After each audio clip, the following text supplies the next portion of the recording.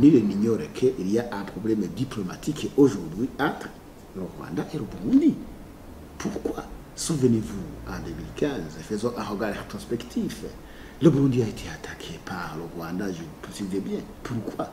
Ils ont pris les réfugiés burundais, ils les ont arrôlés dans le groupe armé, ils ont commencé à attaquer le Burundi, à travers la province de Chibitoke, ce qui est arrivé, je n'y reviens pas. Ils ont attaqué le Burundi également via la province de Kayanza à Kabarore, ce qui s'est passé, vous en êtes témoin.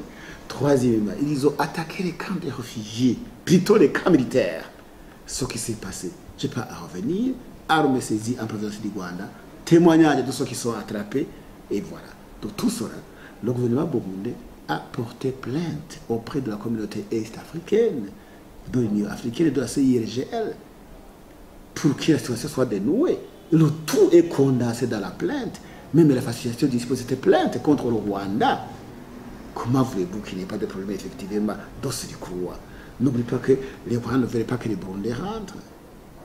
Souvenez-vous du rapport. Une ONG américaine a présenté un rapport en 2016 en confirmant qu'il y a justement les réfugiés burundais qui sont en train d'être formés militairement au Rwanda avec des preuves à l'appui. Alors, généralement, il n'y a pas de problème entre le peuple burundais et le peuple rwandais. C'est un problème diplomatique entre les deux pays et qui doit être dénoué. La plainte est là. Nous attendons la réaction de la communauté est-africaine.